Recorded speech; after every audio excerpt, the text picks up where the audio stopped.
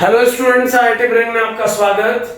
आज फिजिक्स में हम इरोडो के प्रॉब्लम 3.13 पर डिस्कस करेंगे।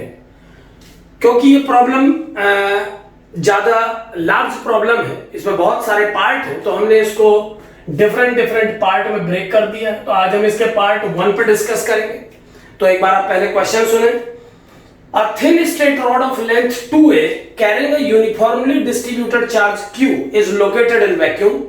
Find the magnitude of electric field strength as a function of distance r from rod's center along the straight line perpendicular to the rod and passing through its center. यानी एक 2a length की rod जिसमें q charge uniformly distributed है, उसके centre से r distance पर किसी point p पर हमें इलेक्ट्रिक फील्ड की वैल्यू कैलकुलेट करनी है। ये डिस्टेंस r गिवन है और जिस पॉइंट पे इलेक्ट्रिक फील्ड कैलकुलेट करना है उस पॉइंट को p बोलेंगे, p मान लेते हैं। इस रॉड का लेंथ 2a है और इसमें टोटल q चार्ज डिस्ट्रीब्यूटेड है। p टारगेट पॉइंट है, यहां पर हमको इलेक्ट्रिक फील्ड कैलकुलेट करना है। जैसा हमने अपने एक क्लिप में पहले ही डिस्कस कर चुके हैं कि जब कोई फाइनाइट रॉड जिसके दोनों एक्सट्रीम p पॉइंट पर एंगल सेम एंगल डेवलप करते हैं, जो इलेक्ट्रिक फील्ड इस रॉड के कारण पी पॉइंट पे डेवलप करता है उसका डायरेक्ट फॉर्मूला हमारे पास है। Electric field vector at point P equal to 2k lambda upon distance जो कि r है इस प्रॉब्लम में इनटू साइन अल्फा।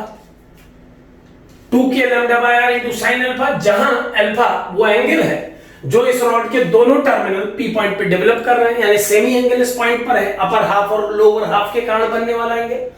और इसका डायरेक्शन होना चाहिए आई कैप। इस क्वेश्चन में आई कैप एक्स एक्सिस के अलोंग कंसीडर किया जा रहा है।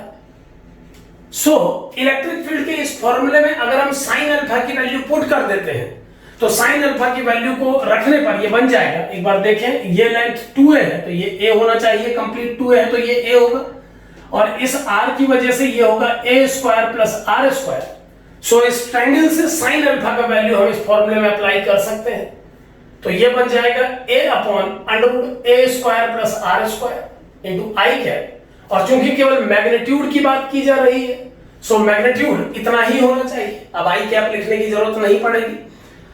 नाउ लैम्डा की वैल्यू को q अपॉन 2a से रिप्लेस किया जा सकता है क्योंकि इस रॉड में q चार्ज 2a लेंथ पर अवेलेबल है।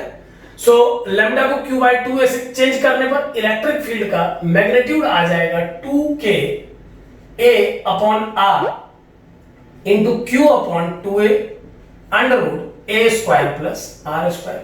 यहां पर a को कैंसिल करने और 2 को कैंसिल करने के बाद जो फाइनल आउटकम मिलेगा वो होगा 1/4 pi epsilon not q upon r under root a square plus r square. जिस मैग्नीट्यूड का इलेक्ट्रिक फील्ड इस पॉइंट पर डेवलप होगा उसका value 1/4 pi epsilon not q upon r under root a square plus r square होना चाहिए। तो इस तरीके से इस प्रॉब्लम को सिंपली एक फॉर्मूला अप्लाई करके सॉल्व किया जा सकता है। तो ये एक सिंपल प्रॉब्लम है जो कि डायरेक्ट इलेक्ट्रिक फील्ड के फॉर्मूले पे बेस्ड है। Thank you.